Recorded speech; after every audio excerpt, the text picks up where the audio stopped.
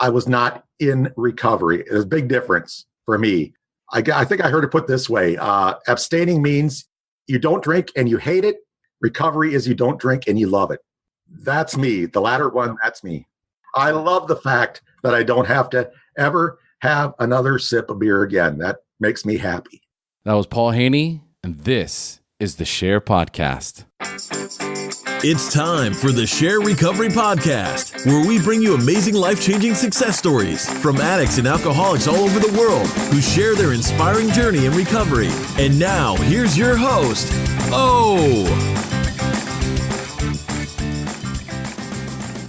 Hey everybody, and welcome to another episode of the SHAIR Podcast. And today we have my good friend Paul Haney joining us on the show. And Paul is just your all-around good guy. He's got a great heart. He's got a great perspective on life. He just celebrated 9 years sober, and he just absolutely loves being in recovery. And yet, when you hear Paul's story, you'll understand why, like so many others, Paul is an absolute miracle. His alcoholism took him to some of the deepest, darkest places you could even imagine and nearly killed him.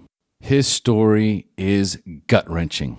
But today, Paul's life is completely different. He's an extremely active member of the SHAIR Recovery Network. He attends almost every meeting in the SHAIR Recovery community. And today, he's one of the happiest guys I know. So let's dive into Paul's story. But first, a quick message from our sponsors. Are you ready to take control of your business, family, and personal life? Are you ready to get clear, get focused, and get results now? Are you ready to boost your confidence through the roof? Well, it's time to level up and add passion, fulfillment, and purpose back into your life right now. My name is Omar Pinto, and I am a certified NLP life coach specializing on enhancing your business, family, and personal life, as well as a certified peer-to-peer recovery specialist who specializes in addiction recovery. Let me show you how to create balance, harmony, and success into your life daily. Go to www.omarpinto.com and schedule a free consultation with me today.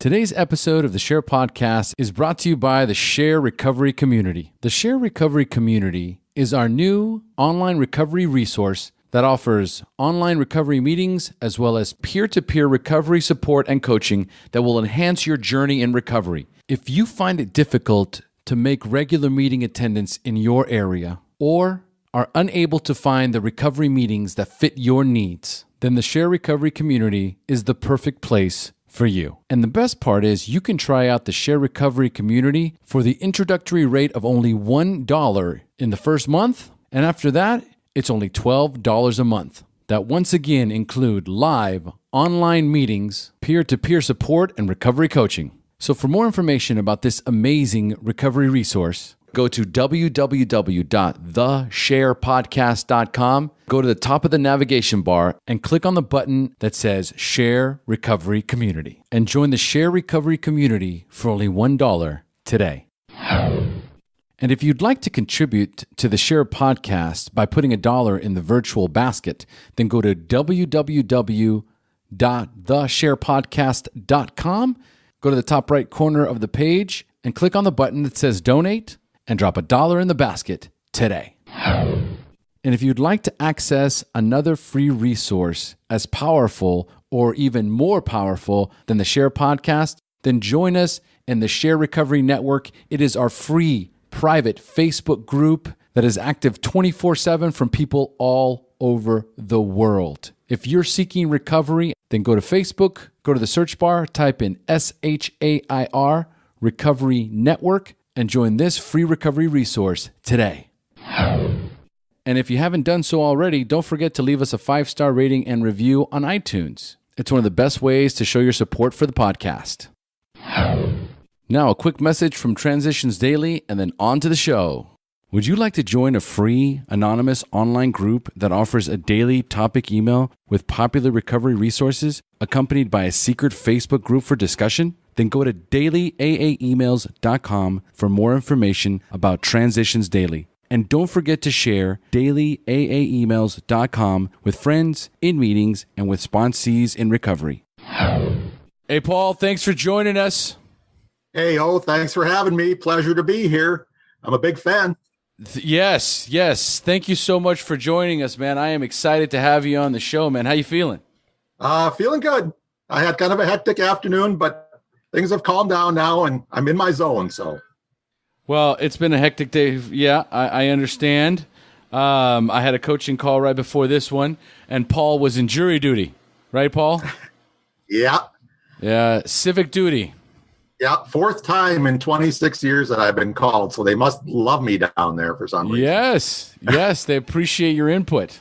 But the good news is I just had to go in this afternoon for a few hours. I actually got into the jury room, into the courtroom, and they did not pick me for the case, and I was not unhappy about that. So I'm off the hook now for the next 4 years. So excellent. All right, that's good news. Good news.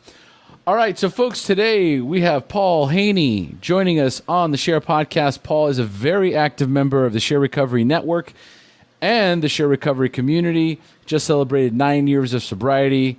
And what's interesting about Paul is he's never worked a formal recovery program such as AA or NA, yet his recovery is solid, happy, joyous, and free from what I can see. Does that sound about right, Paul? That's exactly right. That's my favorite phrase. No matter what happens, I can choose today to be three things: happy, joyous, and free. And that's good enough for me. I dig it. I dig it, brother. I dig it. All right. So let's get started. Let's dive in a little bit. But before we dive into your story, tell us a little bit about what your normal daily routine looks like, including recovery. All right. Well, my morning routine actually starts the night before, depending on what time I get to bed. I like to get a full 8 hours sleep if possible. I'm an early to bed, early to rise kind of guy. And the reason that I really love that sleep so much is because when I was in my active addiction, I did not get a good night's sleep for probably a good 10 plus years. Yep. I was one of those guys who would stay up late drinking as late as I could make it. And I'd pretty much pass out. And a couple hours later, I'd be up. The mind would be racing. And then I'd try to fall back asleep. And then that alarm clock would go off. And of course, I would hit the snooze about 4 or 5 times. But I got to hate that alarm clock. So I do not set my alarm clock in sobriety. I figure I try to listen to my natural rhythms of my body. And like I said, depending on the time I get to sleep, I usually am up between 4 and 5 a.m. every morning, including on the weekends. And that's my normal time to get up. And I don't do any actual meditation or prayer, at least not what you would think of as that. What I do is before I get up, as soon as I wake up in the morning and I know I'm going to get out of bed, I say to myself, no matter what happens today, I will not drink. I will not take the first drink. And that's kept me going every day for the last 9 plus years. So I figure that's something good to do every morning. So anyway, after I say that, I guess you could call that a prayer if you want to. But anyway, I then get up and, take a shower and get dressed and all that good stuff. And then it's off to work. I work at a company called Record Research, and it's a very unique business. We publish reference books that are based on the Billboard music charts. And it's really my dream job. And I've been at it here now for over 26 years. And ever since I got sober, I find that I just do my job much better than I used to. I was always pretty good at it because it came naturally to me. It was a passion. So even in my worst addiction, I never missed a day of work or any of that kind of stuff. But now it's just so much nicer to have that clear head and to go in and knowing what has to be done for the day. So anyway, I get off to work, and then I get to work and I go on the internet. I don't have an internet connection at home. I think that, keeps me from wasting my time when I'm at home. So I go in, I check the internet, I go on the SHAIR network and try to offer a little support. And I also am a member of a website called SHAIR Recovery. I'll tell you a little bit more about that later. But I go on there and I check my emails and my messages and all that good stuff. And if I have time, I always eat a little breakfast too when I get here at the office. That's where I'm at now. And I also try to go for a walk, weather permitting. I find that a 2 or 3 mile walk around the neighborhood at 5:30 a.m. kind of clears the head and gets me going. I don't always get that walk in, but I try to. It's one of those things I kind of have to push myself to do. And it also, helps with my cardio and that kind of stuff. I don't go to the gym or anything. So that's kind of my exercise for the day. And like I said, it helps clear my head. And then it's pretty much work the rest of the day till about between 4 and 5 p.m. And then it's, grab something to eat and head home and chill out in front of the TV for a while. I have a big collection of DVDs. I have a lot of old TV shows and classic movies. Big fan of classic movies. So I usually watch one of those before I go to bed. And then between 8 and 9 o'clock, I'm usually ready for bed, and it's repeat the next day. So that's my routine. It sounds so peaceful. It sounds so appealing in the sense of, right, there doesn't seem to be any mania, right? Yeah. What you do 26 years in a business that you're passionate about, like, wow. There's so many people that, they go to work, right, punch in a clock, and it's just like a means to an end, as opposed to something that you love doing. Much so that even in your active addiction, you were able to get through it, right? Because it just is part of who you are. So I love the morning routine. I love the mantra. No matter what, I will not drink today. So that's like a mantra, like a prayer. So that sets an intention. It sets an intention for your day, right? That's my intention. I'm not drinking today, right? Above and beyond anything else, that's my intention. So as far as, and this is why, in the beginning I said, you hadn't worked a formal recovery program. So what is you mentioned it a second ago, what are the recovery tools that you use? What meetings do you attend that you feel comfortable with? Okay. Like I told you, I got involved. There was this sober recovery website that I got involved with 9 years ago. It was about a month after I got sober. I realized that I did need some kind of support. And I did not go to in-person meetings or AA or any of that kind of thing. But I am a voracious reader, and especially stuff online. I love to just go and, read stuff online, studies and all kinds of stuff. And I always tell people that I shamelessly took from a little bit from each program. The old saying, take what you want and leave the rest. Absolutely. Take what you need, leave the rest. I pretty much did that. Yeah, I pretty much did that from, without joining any, and I got a lot of good advice on the sober recovery website, because what's great, it's kind of like the SHAIR site. It's a non-denominational site. In other words, it's not a 12-step site. It's not this, it's not that. It's general recovery. And I got a lot of good advice on there. And one of the biggest things I picked up from that was daily gratitude. And that's one of the things I do on the website. Sober Recovery has a separate threads that you can go into each day. They have like a 1 year and over sober club, and I'm in there quite a bit. And I'm also in this daily gratitude one. And I go there every single morning, even on the weekends. I'll go in there and I'll just list, 2 or 3 things that I'm grateful for that particular day. And the one thing that I always put, no matter what kind of day I've had, the one thing I always put that I'm grateful for is I am grateful for another day sober. And I'm a big believer in counting the days. I know some people don't do that for various reasons or whatever, but I'm a numbers guy. I work with numbers. I've always been interested in numbers. So I'm just a numbers guy at heart. And I think today marks 3,339 consecutive days sober. So just to let you know, I do pay attention to the numbers. Yes, I can see that. Yeah, I don't know every day, but I got to confess, I did check this morning. So yes. Well, fortunately, we have all these calculators, clean time calculators, so they tell you exactly how much clean time you have. All right, so great, and then also obviously the SRC. Right. So that's more recent. I wanted to touch on that next. Like I said, I'd never been to a meeting either online or in person until about a month ago when I joined the SRC. And as Omar knows, I've been on quite a few meetings since then. Yes. And I really found that it really has given a new dimension to my recovery. It's just so nice to share with others who've been what I've been through. And that's the key thing. You can talk to, I have a lot of friends and family, and most of them, if they do drink, a lot of them don't drink, but if they do drink, they're what we call normies, and they can have one beer and call it a night. And I'll, for the life of me, I'll never understand that. I couldn't do that. I couldn't drink a half a glass of wine and just set it down and be done with it. Oh, I hear you. For me, it was all or nothing. Mm-hmm, mm-hmm. So those, like I said, those meetings have really helped, and it just helps to listen.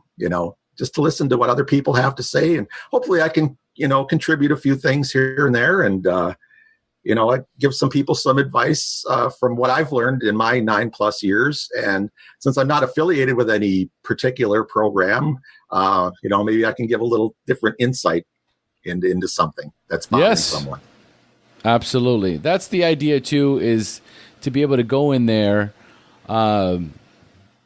minus the dogma, minus the judgment, minus the rigidity of what some programs have, which kind of, in many cases, people feel I will be judged. If I share, I will be judged. If I speak my mind, I will be judged.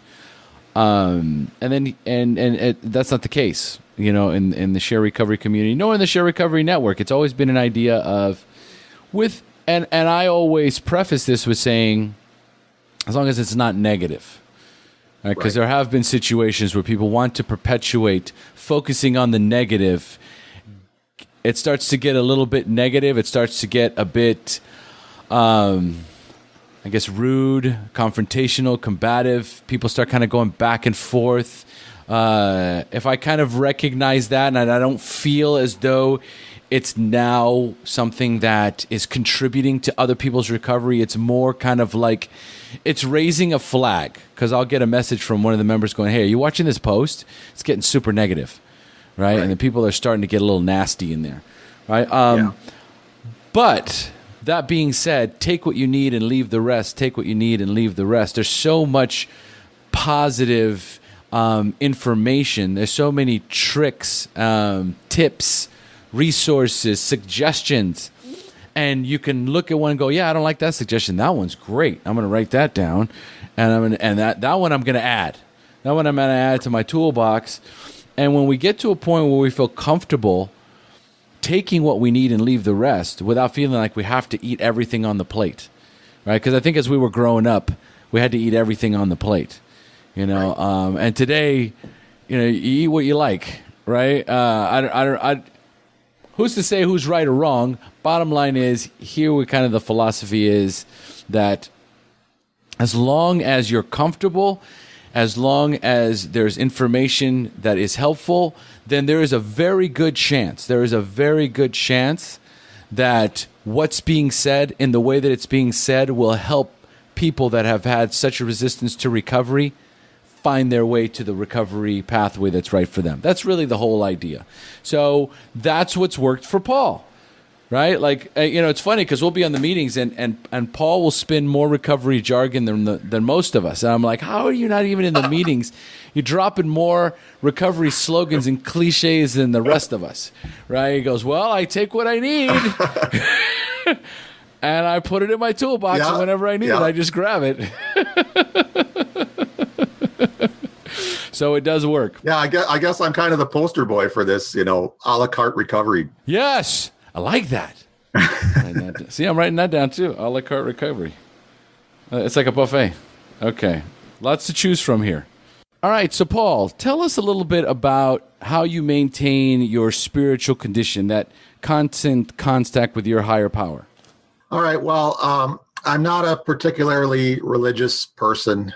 I really have a little bit of a problem with organized religion, especially. Just not a big fan. I'm more, I guess, a God is everywhere type person. I see God when I take my walk in the morning, and I look at all the trees and the birds and everything. That's when I feel closest to my concept of God. I was raised a Lutheran, and so I do have a core belief in God, but it's just not something that I that I go to very often. So I'm just not a real religious person, I guess is what I'm trying to say. Okay, all right. But for you, it's about connecting with nature, right? Taking your walk and just kind of noticing the awe that is around you. Yeah, exactly. Which in many cases is a lot of what our my other guests have. That's their representation of a higher power. Something so much more beautiful, so much more amazing, the mountains, the trees, the wildlife, just in general, the general awe of it. It's it's tough to deny that something greater isn't present. So it does help. Right. And just when you define or describe your daily routine, it's so peaceful. It just has this tone of peacefulness and serenity, and so it's what works for you. Exactly. Yep. Okay. And I'm not married. Yes. Yes. That might have something to do with the peacefulness. It certainly could. I'm happily single. And you've never been married, right? Right. Yeah. I'm what they call happily single. So happily single, no kids, not married, and it does. No, there's a few. There's a few what? There's a few of us out there.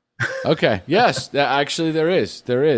And I think that when you exactly as you describe your daily routine, there is a significant amount of a tremendous amount actually of peacefulness, right? That comes with having a routine that you've created for yourself that is something that you can count on, where it doesn't get infringed upon by anyone. So there is something to be said for being happily single. So let's talk numbers then, right? How much clean time do you have, and when is your anniversary date? Okay, I just went a little over 9 years. My anniversary date is June 22nd of 2009. So I'll be 2 years and 2 months next week. Or I'm sorry, not 9 years and 2 months. Okay. 9 years and 2 months. Got it. Okay. And as much as you can, tell us briefly what it was like the first time you drank or used drugs, and more importantly, how they made you feel. All right. Well, I'm going to just start my story a little bit and lead up to that first time I drank, if that's all right. I just want to start my story and lead up to that first time I drank, and then kind of take off from there, if that's okay. Then let's do this, because this is how I like to launch it. In that case, what we're going to do is I'm going to turn the show over to Paul. Right? It's time for you to share your story, the battle against drugs and alcohol, the wreckage it caused in your life, when you hit rock bottom, and then finally your journey into recovery up until today. So, Paul, take it away. All right. Thanks, O. I was born on January 2nd, 1966, in a little town in southeastern Minnesota called Winona. And my mom was from there, and my dad was just right from across. It's right on the Mississippi River, Winona. It's a very picturesque little town. It's got some nice bluffs. Just a very scenic town. It's right on the Mississippi. So my mom grew up in Winona, and my dad grew up in Wisconsin, just right across the Mississippi River on a farm there. So my folks are from that area, and I have a lot of relatives down there, and that'll play into my story a little bit later on. That's why I mentioned that. When I was a year old, I have two older twin brothers. They're 6 years older than I am. And when I was a year old, my dad got a job in one of the suburbs of Minneapolis. So he went from the small town farm area up to the big city, a suburb called Coon Rapids. It wasn't very big at the time, but it's now one of the biggest suburbs in the Minneapolis area. But at any rate, he moved the family up there when I was about a year old. So that's where I was raised. I was raised in a suburban 1970s, a very idealistic upbringing with the one little caveat: my dad was an active alcoholic, and my mom and her side of the family hardly ever drank. My dad's side is where all the drinkers pretty much were, as far as the family goes, and my dad was definitely one of those. And he was big. He was big in the city government up there, and he was also the commander of the local Legion Club. So he was very active in the American Legion, and that's where he did most of his drinking when I was a kid. Now, I'm sure that had some sort of effect on me and the rest of our family. And my mom was the great one that kept everything together. And I will say this about my dad: he was an alcoholic, but he was what they call a happy drunk, or what we call a happy drunk. Uh-huh. He never got mean. He never beat us or anything like that. Just the threat of him beating us was enough. So he never actually had to lay a hand on us, because the threat. He was a big guy too, so just the threat of him. Wait till your father gets home, type of deal. I remember. So that. anyway, So leading up to the first time I drank, I was a very introverted child. My brothers, as I said, were twins, and they were 6 years older than me, and they both excelled in athletics. And I was not a very athletic kid. I was big, but I just wasn't that coordinated as far as sports went. And my brothers were, stars of the local teams and so forth. So I always felt I had to kind of measure up to them. My dad wanted me to kind of pushed me into baseball. I did enjoy playing football. I wasn't that great at baseball, but I was a pretty good football player. And so I did that more or less just to appease my parents. My dad especially is the one who pushed it. And so I did that for a few years. And then, but I was still a very introverted child, as I said. I think the first 3 or 4 years, I think my dad especially was kind of worried about me. I was so shy around strangers. I just, I would cling to my mom, and so, my dad had a problem with that. So, I heard about that. So I'm sure that, I'm sure that led to some issues. So anyway, by the time I was 14, I know the exact date of the first time I got drunk. Prior to that, my dad would give me a sip of his beer once in a while. When I was a little kid, just sitting at the table, here, Paul, have a sip of beer. And of course, I didn't like it. I was 8 or 9 years old. I didn't like it. But by the time I got to be the age of 14, we would go off and back from the Minneapolis area down to Winona, where I was born and where my mom's family mainly was. And I had an older cousin who was 3 years older than me. And we were kind of like brothers in a lot of ways, because he was a little bit closer in age. My other brothers were 6 years older. So they were in high school and out the house by the time I was 14. So I was really looking for someone to hang around with. And my older cousin is the one who suggested that one day on May 24th, 1980, it was Memorial Day weekend, 1980. I still remember the date, believe it or not. It was a Saturday night, and my cousin Randy said, "Paul, I got a surprise for you. I got a 6-pack of Blatz beer." Oh. Yeah. And a bottle of Boone's Farm wine. Oh, high class all the way. Totally. So anyway, I didn't care much for the wine, but boy, that beer, something about that beer, that hit a spot. And it was different from when my dad gave me those little sips when I was 8 or 9. This time it was different. This time, by the time I got done, my cousin drank the wine. I drank pretty much all 6 of the beers. And by the time I had that 6th beer, I said, man, this is it. This is what I need. And from that moment, I was hooked pretty much. Yes. It happened. Yes. It happened that fast. And so at any rate, kind of move ahead of things. All through high school, I kind of was Jekyll and Hyde with the stuff. My Coon Rapids friends, my 2 best friends in high school were Mark and Tony, and neither one of them drank. So I would hang around with them for like 3 weekends out of the month. And then we'd go down to visit my mom's folks, and my cousin Randy was down there.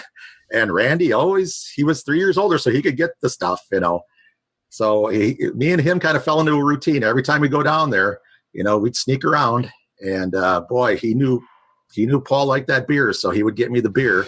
Luckily, we stepped it up to Miller or some other, brand. Got it. Okay. All right. The Blatz went by the wayside after a while, so I actually started to get a little more refined taste as I went along through my high school years.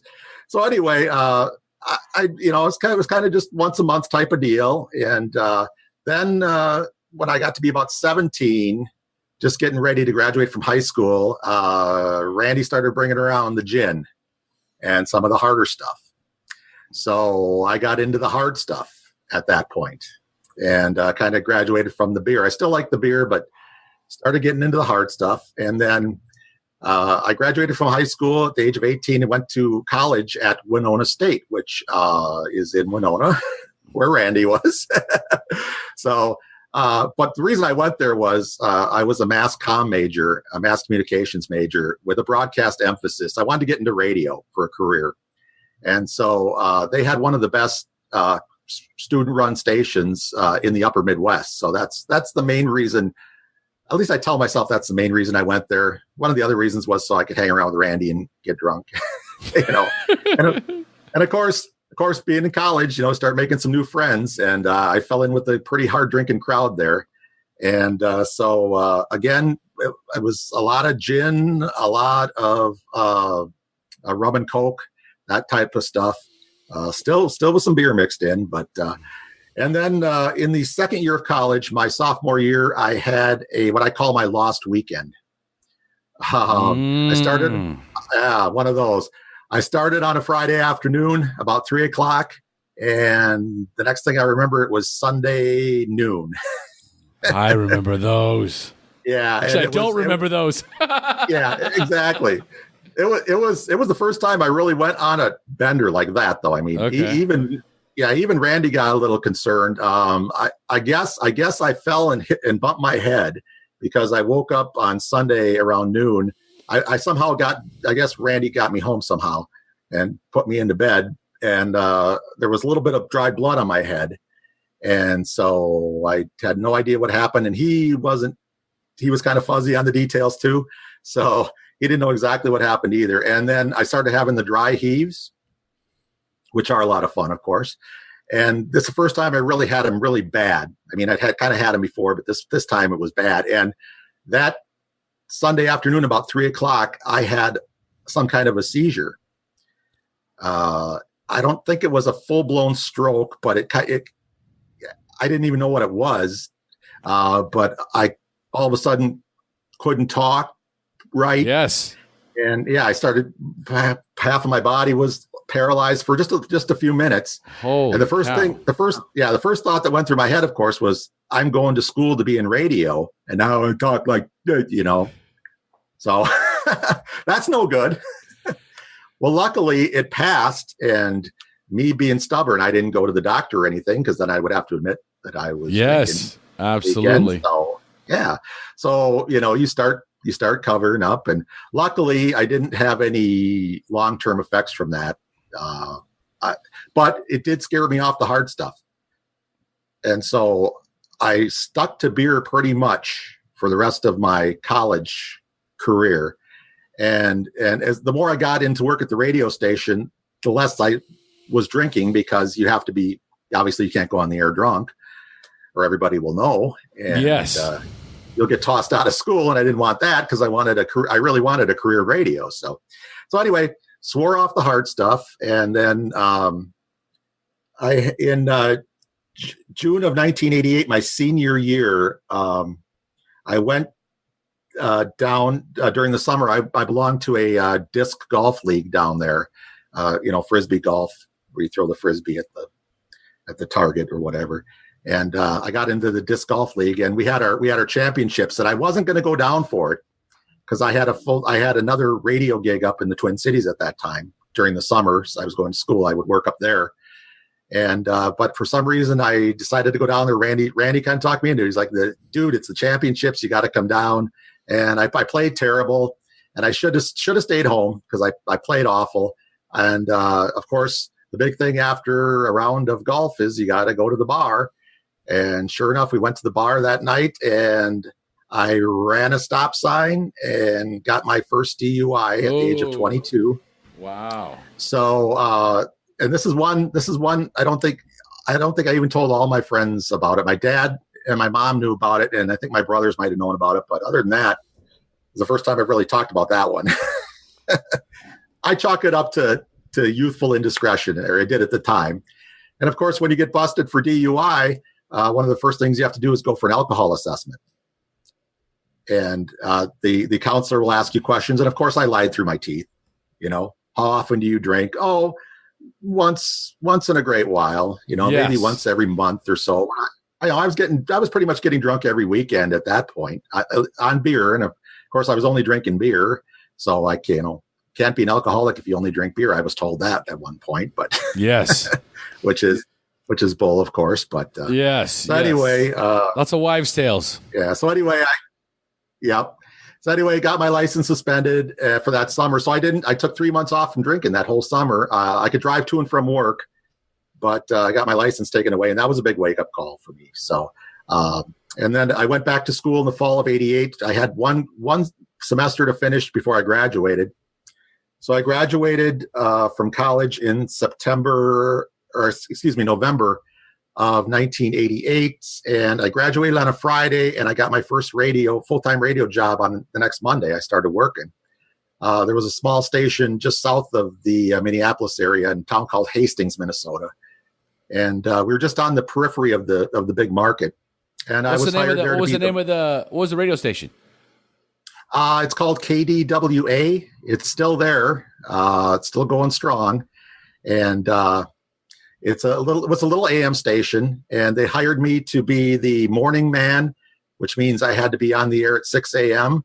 And I was also the sports director, which meant I had to do the local play-by-play for the high school games at night. So, wow. During the 3 years I was in radio there, I pretty much stuck to my drinking really curtailed quite a bit because I had to be up in the morning. I had to be on the air and perky at 6 a.m.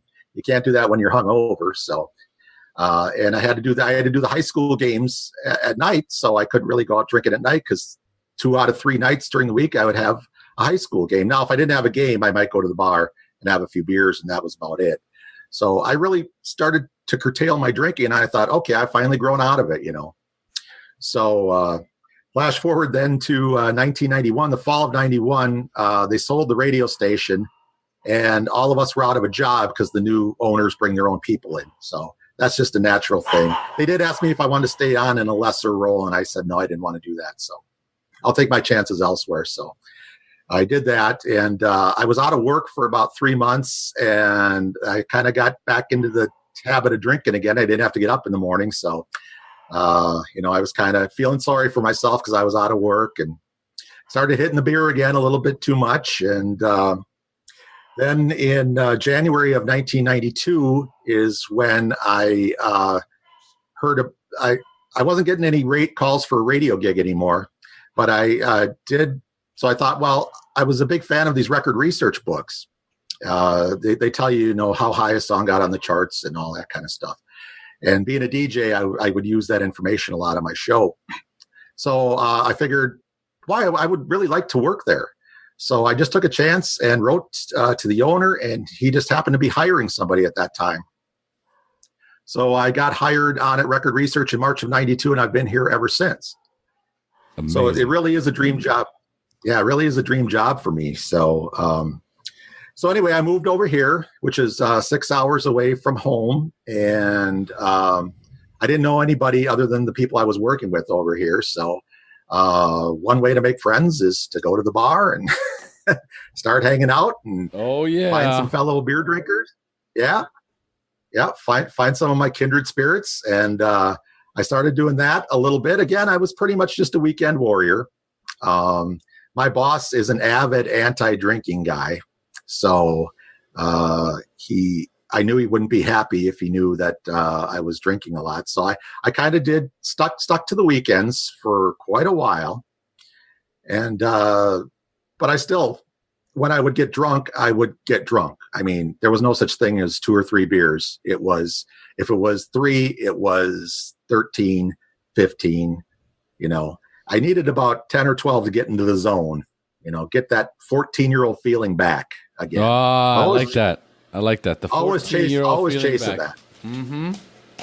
Yeah, always chasing that high, So, and for the most part, I was having a pretty good time with it. I didn't really have any real bad repercussions from anything. I probably was driving more than being single. I was probably driving more than I should drunk. But luckily I never hurt anybody, at least during that phase of it. And again, I wasn't out every night. I was out pretty much just Friday, Saturday night And I kept it to that pretty much. Once in a while, maybe a Thursday night would sneak in there, or a Tuesday night might sneak in there. But again, pretty much. And I thought sticking to beer, I'm not an alcoholic, even though I'm drinking 10 or 12 beers at a crack, it's just beer, right? What can it hurt? So, so anyway, that went on for quite a few years. And then we get to September of 2001. We had some cutbacks here at work. Some people left. And the boss said, how would you like to make some more money? I said, sure. I'm up for making some extra money. He said, well, I'm going to pay you to work 12 hours a day, 5 days a week. So, yeah, 60 hours. But it's a job I love to do. So, okay. So that was good.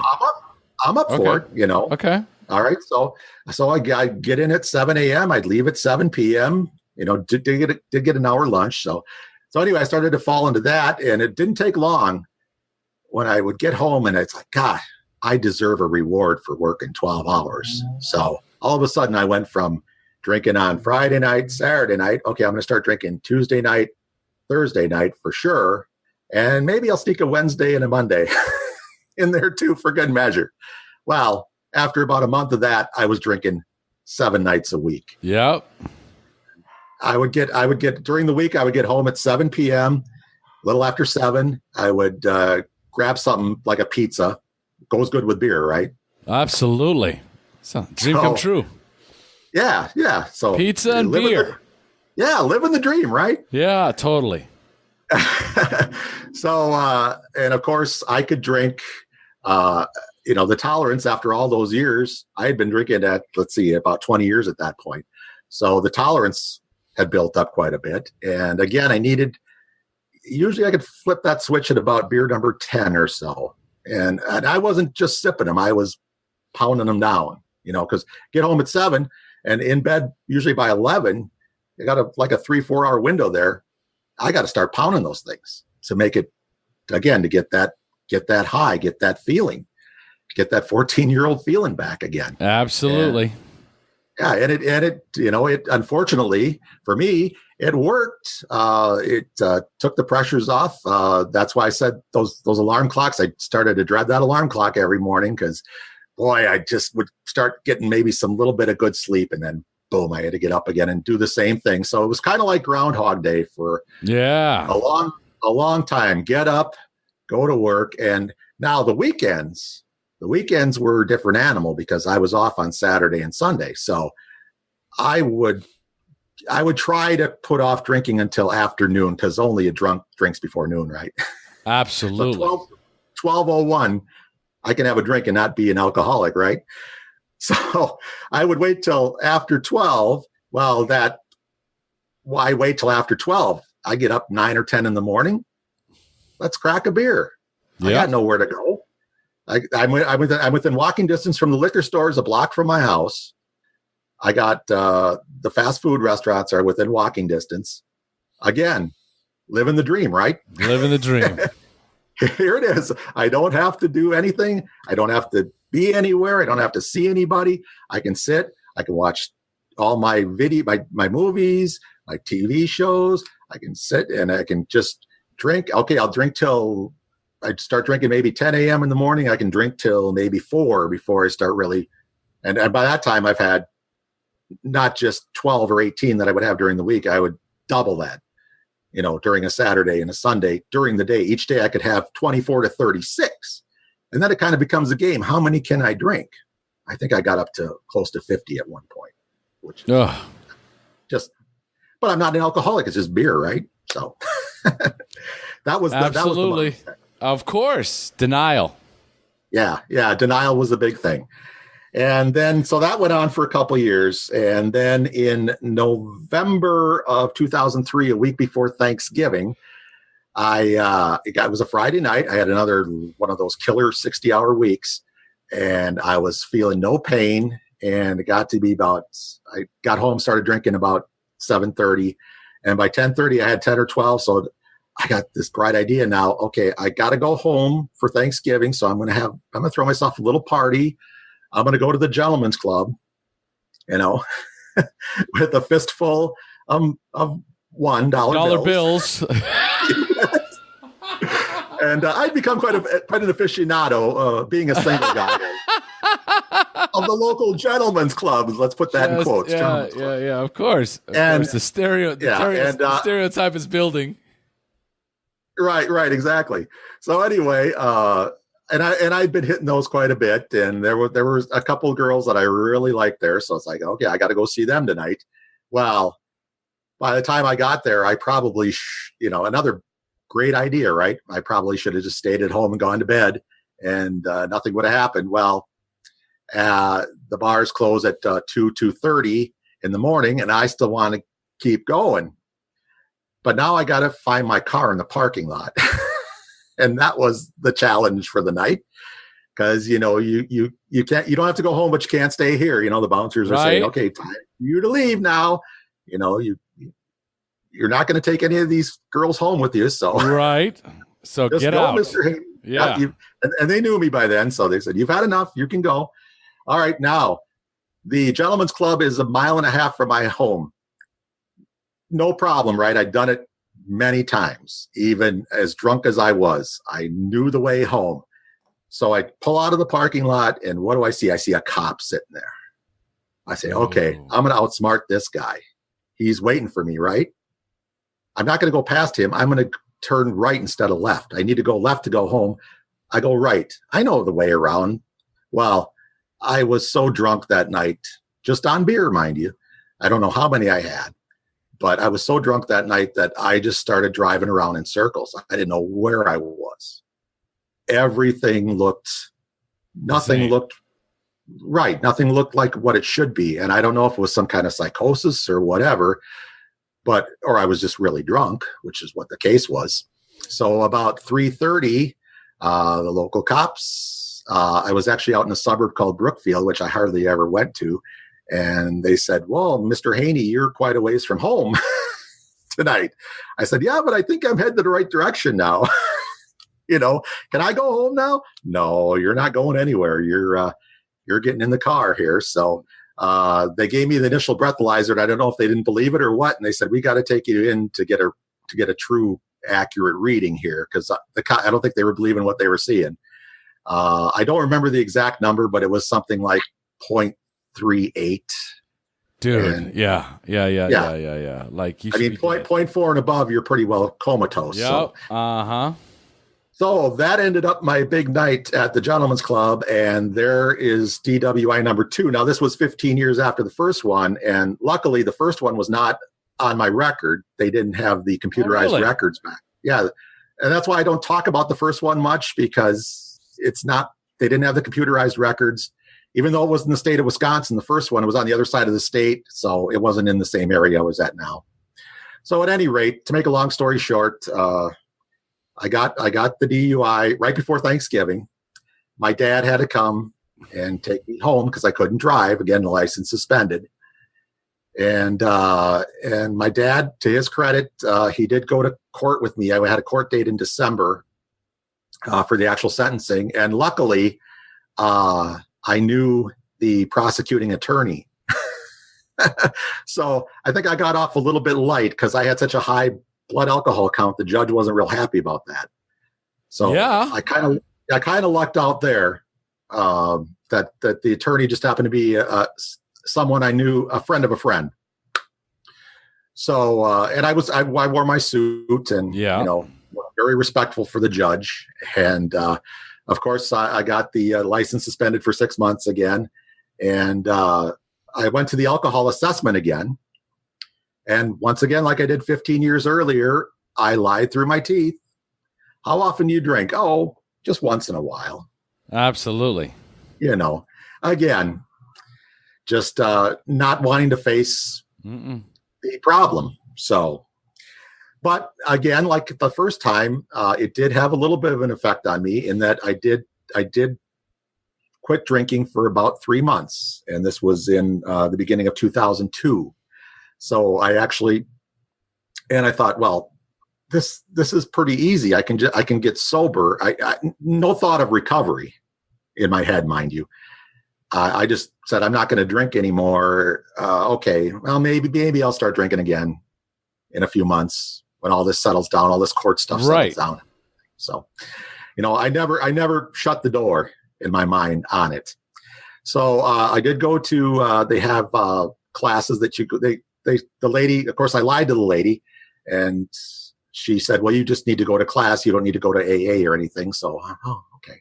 That sounds good. Great. Yes. Yeah. I can do these classes standing on my head. DUI class. Yeah. Yeah, exactly. So, and the classes were interesting. I mean, I did learn some things there. But I remember learning some things there myself. I don't remember any of it, but I remember thinking to myself, this isn't so bad. Yeah, exactly. It's just like being in school again, Yeah. So, no big deal. What's the worst they can do? They can just tell you don't do it again. And, the judge did tell me, if you ever do this again, you're going to go to jail. So that was a nice deterrent for him to throw in there. But, so anyway, so now we're up to 2002, and I stayed sober from December till about March or maybe even early April of 2002. So I had about 3 or 4 months of sobriety there. And then I thought, well, it might be a good idea to start drinking again. And it wasn't within a week or two, I was right back to where I left off. Daily. Yep. We're talking daily. Now I had this brilliant thought that, okay, I'm not going to drive anymore. I'm not going to risk going to jail. I'm done with that. Thank God I didn't kill anybody. Thank God I didn't get in an accident or anything like that. Cause I drove drunk hundreds of times, and I'm a little bit ashamed to admit that, but that's the truth. So now I'm done. And now I'm just going to sit at home by myself and do a little thing called isolation. Because now I can really go to town. I don't have to worry about driving. I'm just going to, every night I'm going to come home. I'm going to get to about that 12 or 14th beer. Now it's probably up to 16 or 17 where the switch kicks in. And that kept going for a long time. And I started to cut back on my hours. The boss decided that it wasn't working out, and we didn't have enough money for him to pay me for all those hours. So I started cutting back. I thought, oh, great, that's more time for drinking. So that's what I did. Yeah. I didn't want anything cutting into my drinking time. Man. Right. Which genius. Yeah, exactly. So, and then, so I start doing that, and that goes on for, this is 2002. Now I'm up to 2008. And I think it was the spring of 2008 where I fell down on the steps and I bruised my rib or something like that. I'm not sure exactly what happened there either. And it really, I thought I could ignore it. I just kept drinking. I thought, it doesn't hurt when I drink. So, but the pain wasn't going away. So I thought I better go to the doctor just to see what it is.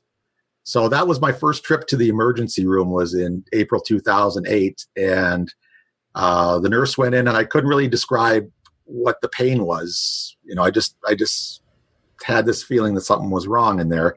And I guess I just bruised my rib. I didn't actually crack it or anything, but it hurt pretty good. So I went in, and of course, once again, she asked me about my drinking. About the drinking. Yeah. And once again, I like a couple beers after work, a couple 20. I didn't say 20. Yeah. At this point, it went from 10 to 12 to 20. Yeah. Yeah. It was probably averaging about 20 a night. And on the weekends, maybe 30 or 40, So once again, I lied and told her a couple beers after work, and they took some blood, and the doctor came back, and apparently he noticed the liver enzymes were a little bit elevated. They weren't too bad at that point. And he said, Mr. Haney, I think you drink more than a couple beers. Okay, maybe 4 or 5, maybe 6 on a good night. Tops. Yeah. Maybe a 12 pack on the weekend at the most. Well, they just kind of let me go then at that point, and there was no follow-up or anything. And so this is 2008, and by the fall of that year, the drinking started to really mess with my head. I was starting to get anxiety. I was starting to get some major depression. I got to admit that I had suicidal thoughts. I thought, who cares if I die? I'm single. I mean, obviously my family and friends would miss me, but I could die in my bed, and who's going to find me?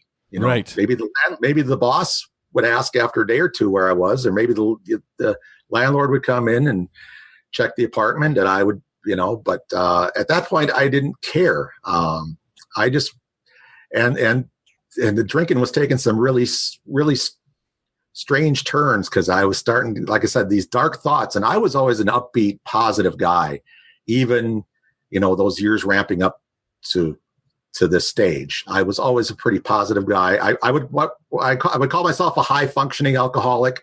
I never missed a day of work. I maybe called in sick 2 or 3 times my entire career. And when I really had the flu or something, when I really was sick. But I was never late for work. I was always on time. I was always the first one there. I was the last one to leave.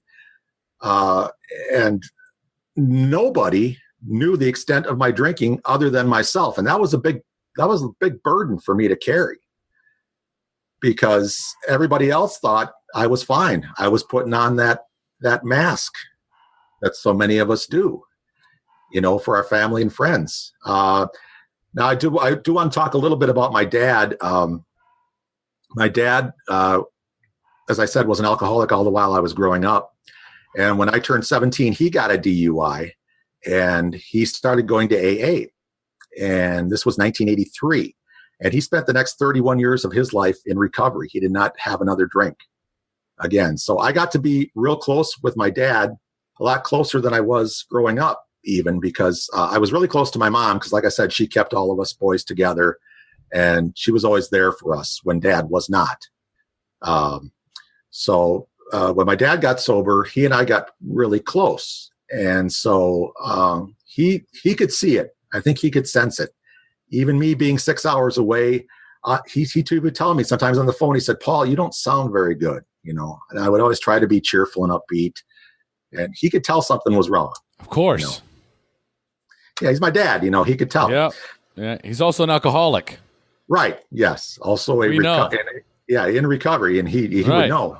We know. So anyway, he would press me a little bit, and of course I would deny it up and down that anything was wrong. And the few times I would go home, and I would try to curb it when I went home, but I still would have some beer, and he, I know that always bothered him, that I liked my beer a little too much. Maybe he saw himself in me a little too much. I don't know.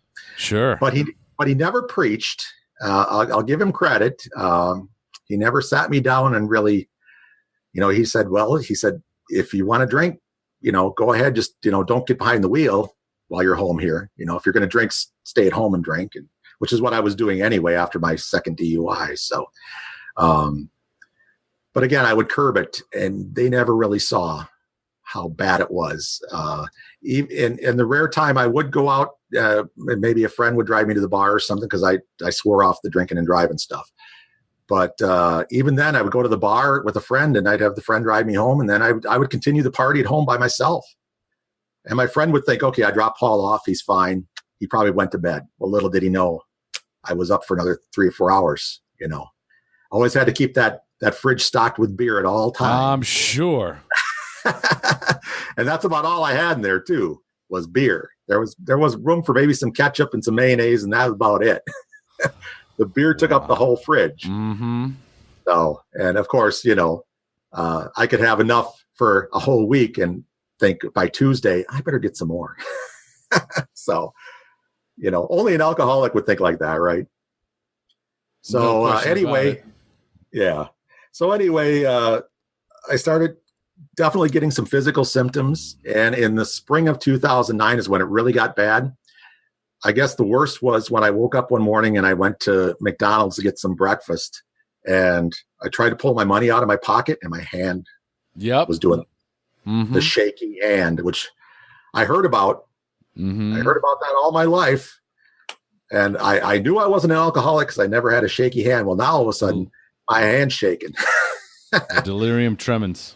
Yeah. And luckily I didn't see any pink elephants or anything, but that handshaking scared me, but not enough to stop. And of course, what's the best cure for that? A nice beer, pop a beer or two and that shaking goes away. Well, I didn't do that during the week because there's no way I never drank at work. There's no way I could do that. I didn't want to jeopardize my job that badly. So at least I had those wits about me. But boy, on the weekends, if I would get up and I start the shaking, 8:00 in the morning, I could be popping a beer on a Saturday or something. Yeah, for sure. Yeah. And that brings us up to my last day of drinking and day one of my recovery, because now we're up to June 21st, 2009. It was Father's Day Sunday. And I called my dad in the morning to wish him a happy Father's Day. And we made some plans to go to Winona in about 2 weeks. And I didn't want to go because I knew something was wrong with me. Again, the suicidal thoughts were really popping up. And I was going to some really dark places. The morning shakes, I thought, God, I can't let my dad see me shaking. He's really going to know something's wrong at that point. So Father's Day, I called him Sunday morning. And of course, right after I got off the phone, I had to pop that beer because I was shaking. And I thought, okay, I'm going to try to get through this day with just maybe one or two. I had that first beer and I stopped shaking and I went to lay down and I got up about 3:00 and again with the shakes. And I thought, that's weird. That hasn't happened twice in one day. Usually, the morning beer would take care of that. So I had to have another one. And I didn't even really get drunk that last day. I maybe had about 8 or 10 beers, which for me was about half of what I normally had. And this was over the course of the entire day, Sunday, Father's Day. So I had a terrible night. I slept maybe 2 hours the whole night. Got up for work the next morning. This is Monday morning, June 22nd, 2009. Got up and went to work. Somehow thoughts were racing in my head. And again, didn't know what was exactly going on. Got to work and I found myself in the midst of what I can only call now a full-blown panic attack. My heart was thumping like crazy. Felt like it was going to beat out of my chest. The anxiety was through the roof. I scared my coworkers. I literally frightened them that morning because they had never seen me like that. They'd seen me hungover and just a little grumpy sometimes, but this was full-blown panic attack. Yep. So my coworker here, who's my best friend here at work, I got him in one of the corner offices, and I just started babbling for about 2 hours. I literally thought I was going out of my mind. And he didn't know what to think. He's trying to say, "Oh, it's going to be okay, Paul. You're going to be okay." No, I told him I'm dying. I'm going to die today. I know it. This is it. Just I'm a dead man. I can't stop drinking. I don't know what to do. I got to go out and I got to get a beer or something. He's like, "Well, you can't do that. You got to work. You can't." No, I got to do something here. And so finally, about 12 noon, it's like, I got to go to the hospital. And luckily he took me to the ER, and I got to the emergency room that day.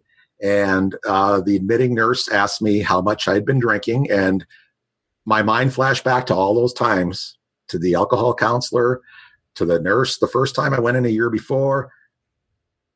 Go ahead and lie to him again. No, for some reason, I couldn't do it this time.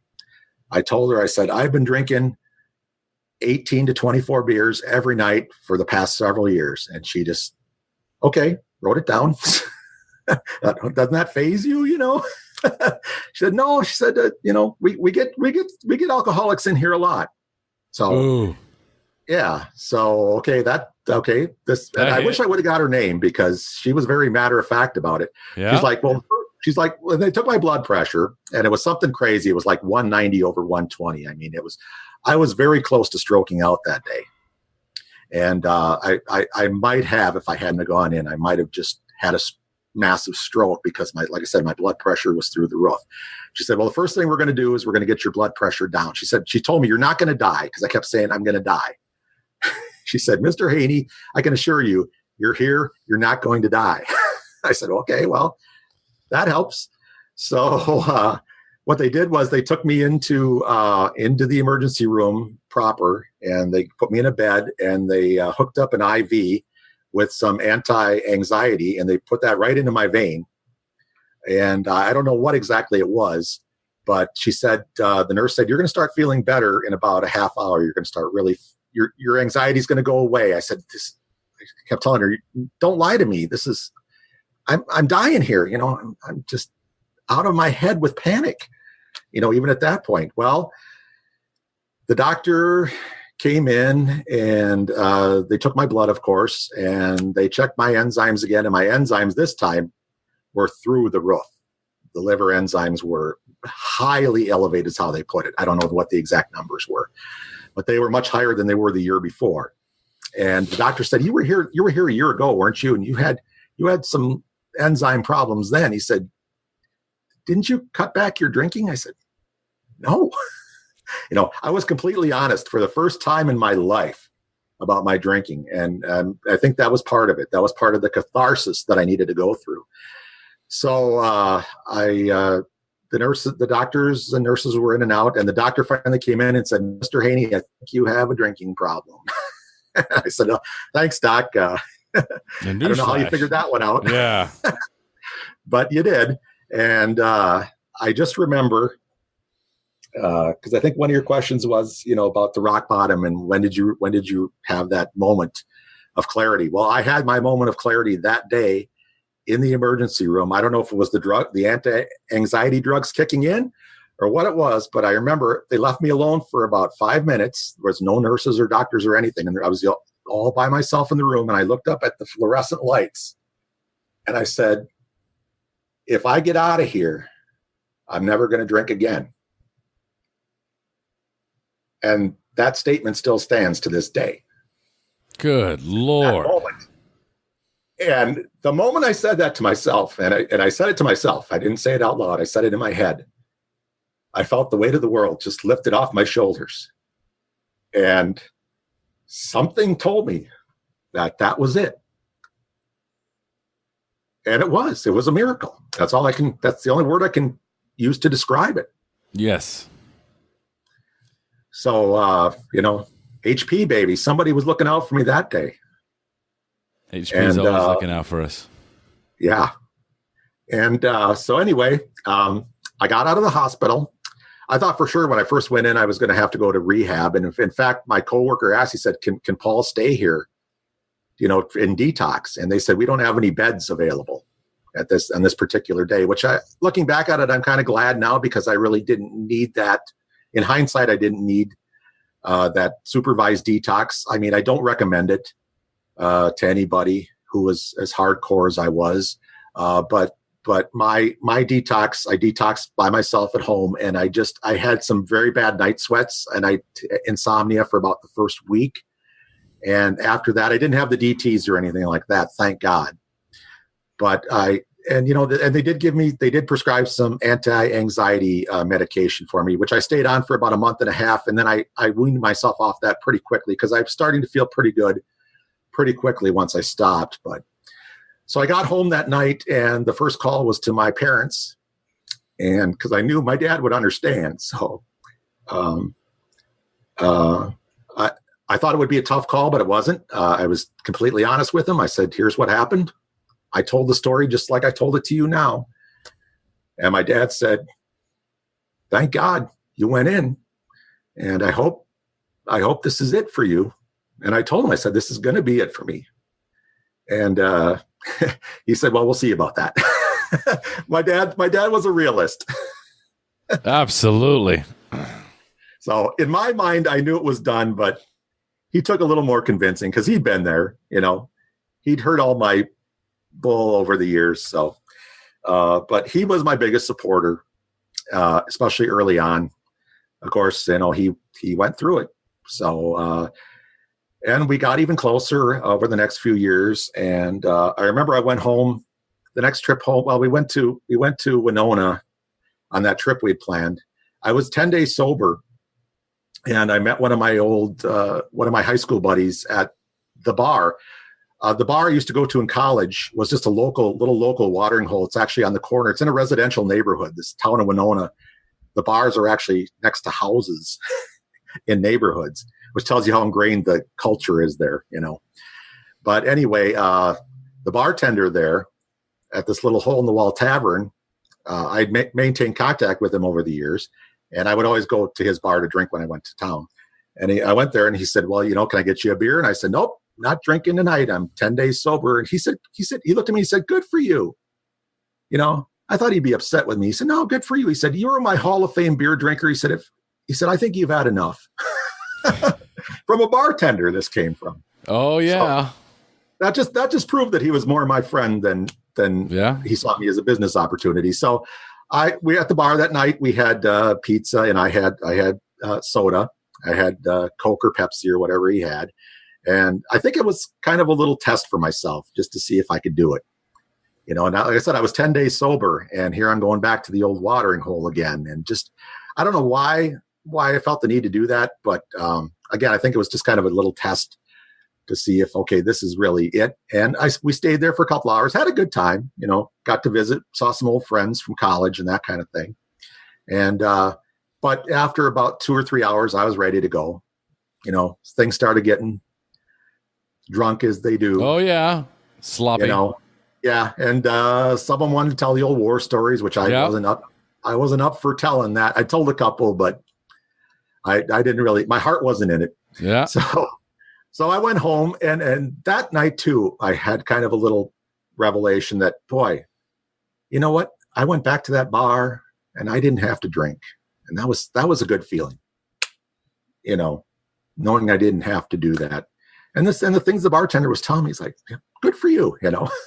I'm glad you stopped, hopefully you can keep this up for a while, And so I said, well, we'll see what the rest of the time brings. But,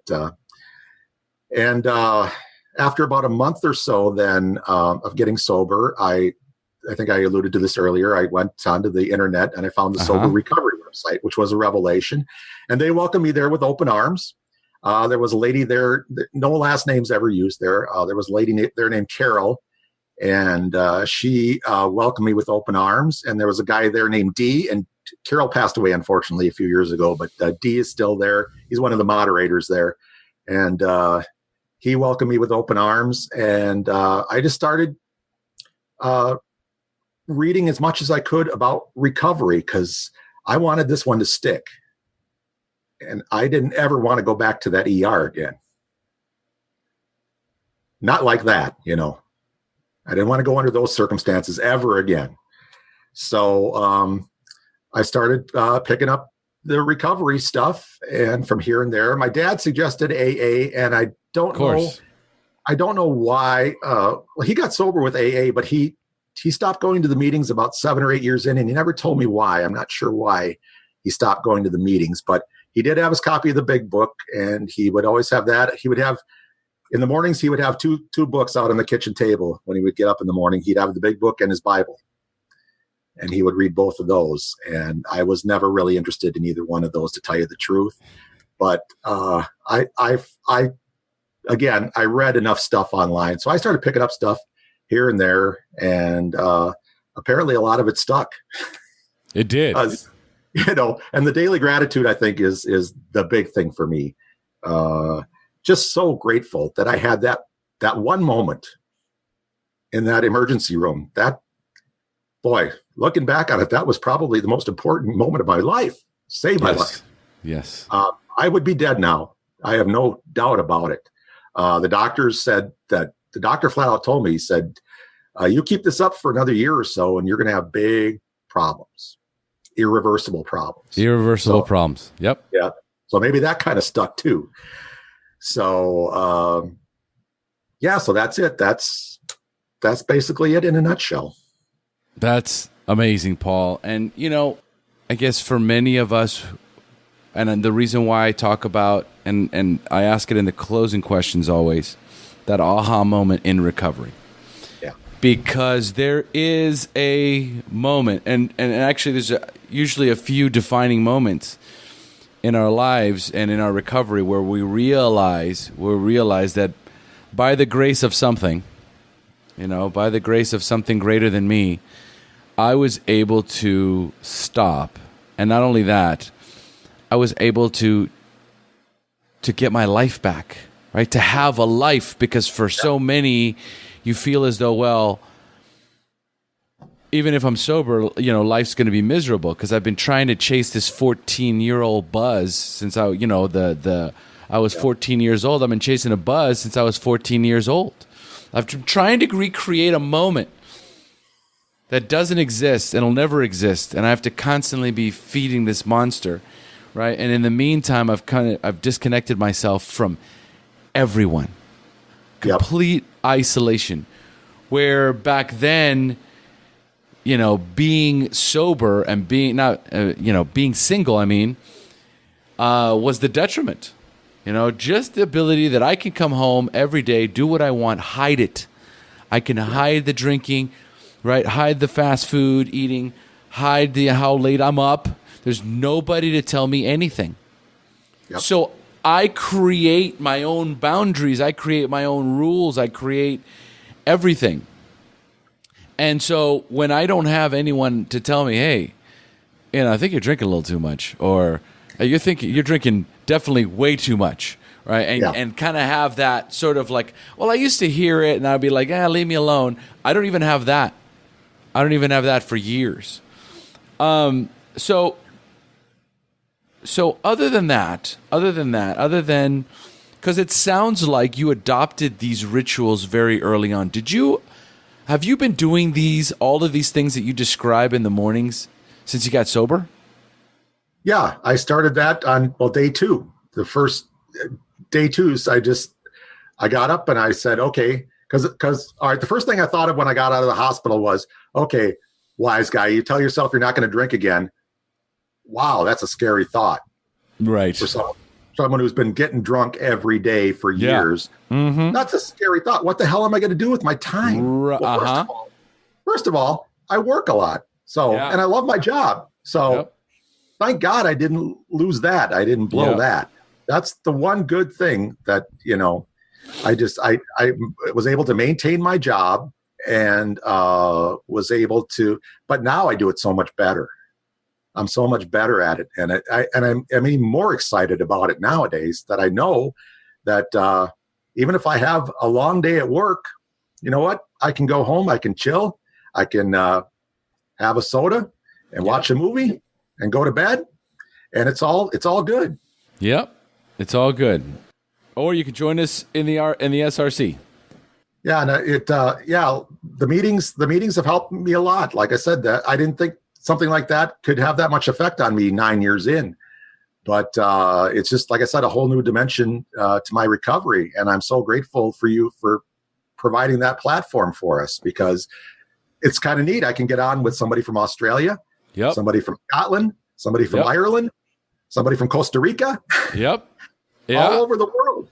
And you're right here. You're right at my computer. I can just look at you and talk to you and relate to you. And again, doesn't matter if you've got a day sober or 15 years like you owe.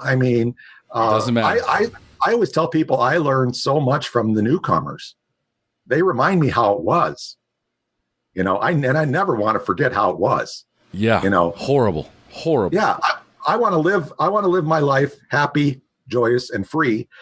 But I also never want to forget what it was like, because if I take that first drink, I could be back there just like that. Oh, I am very clear with that. In my own life, I'm very clear. But that's exactly where I'm. I remember one of my coworkers said when I first got sober, he said, okay, so you're going to drink again, right? You can still have a beer once in a while. I said, you don't get it, do you?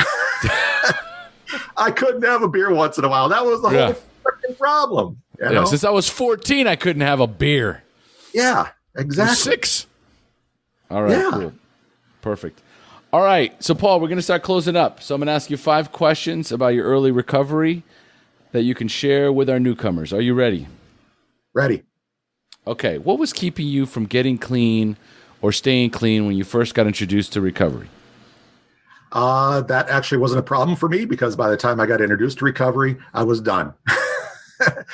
I think not having that recovery, like I said, I would have stretches after those DUIs. I would have 3-4 months at a crack. I don't like the term dry drunk. That has some negative connotations to me. I've heard people use it. I'm not a big fan of that, but that's kind of what I was. I was abstaining. I was not in recovery. There's a big difference for me. I think I heard it put this way. Abstaining means you drink and you don't drink and you hate it. Recovery is you don't drink and you love it. Yes. That's me. The latter one, that's me. It's simple. It's simple. Beautiful. I love the fact that I don't have to ever have another sip of beer again. That makes me happy. Yeah, it's amazing. It's amazing how, and that is a testament to our disease too, for many of us, is that we know what it does to us. But every once in a while you get that, there's that romancing, right? That happens. It's like, what if I just had one beer?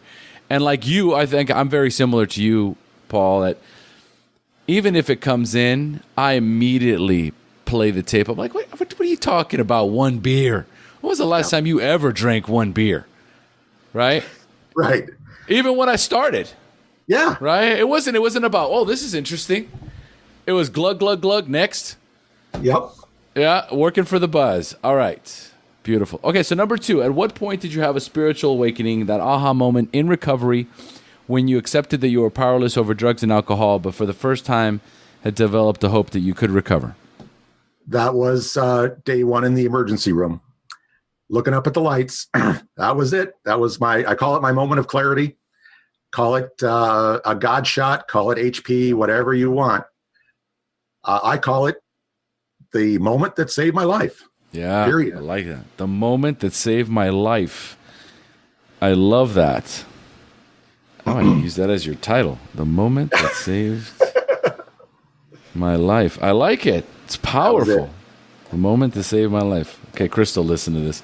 All right, so number 3, do you have a favorite book that you would recommend to a newcomer that you read in early recovery? You know what? I work on books for a living.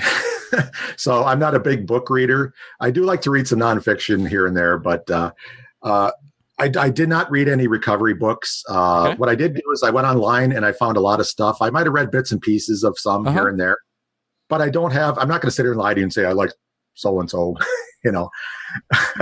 No need for that. Cool. Yeah, no, I'm not calling anybody out, but I'm not one of those who puts on those kind of pretenses. I hear you. But you know what? One book I read when I was a kid that stuck with me was The Power of Positive Thinking. Okay. I think Norman Vincent Peale, is that the guy? I think who did it. My dad had a copy of that in his study, and I read that when I was a kid. And I related a lot to that because I was always a very positive person. And that's one of the things I hated most about my alcoholism. It turned me into a very negative, bitter, angry person. Yep. And I don't ever want to, if I feel those feelings start to well up in me, if I feel a little envy or a little anger, and we're human, we all feel it from time to time. I'm not going to deny it, but I also do recognize when it's coming on, and I have to step back and breathe and say, okay, I have to look at it rationally. What is making me angry? Like today with the jury duty, I was a little pissed trying to get out of there because the traffic was a nightmare downtown Milwaukee, and I knew I had to get back for this interview. And they didn't let us out till about 4:30. The guy was shuffling his papers. Like, we could have got out of there at 4:15.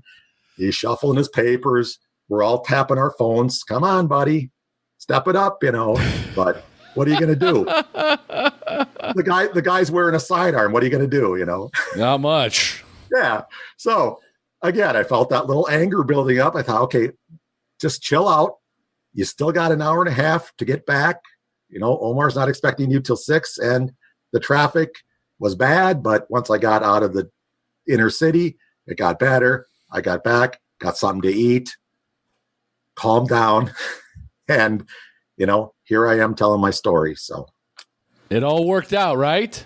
It all worked. It all worked. All right. So number 4, what is the best suggestion you have ever received? Wow. That's a tough one because I've gotten a lot of them. I guess the big one is daily gratitude. I never even really knew what that was when I first started in recovery. It took me a while to figure that one out. It's like, boy, if I get up every morning and I think of count my blessings. My mom always told me when I was a kid, count your blessings, and I never really knew what that meant. But since I found recovery, I figured out what that meant. And that meant sometimes I'm just grateful to get out of bed in the morning, and to wake up and realize I'm on the right side of the grass. So, that in itself can be enough to get me going for the day. But then I think about it and boy, I'm grateful. I have a roof over my head. I have a job that I love. I have family and friends who love me and care about me. And boy, that's a lot. That's a lot. That's enough. Living in gratitude, it's the game changer. Yeah, it really is. It's my number one.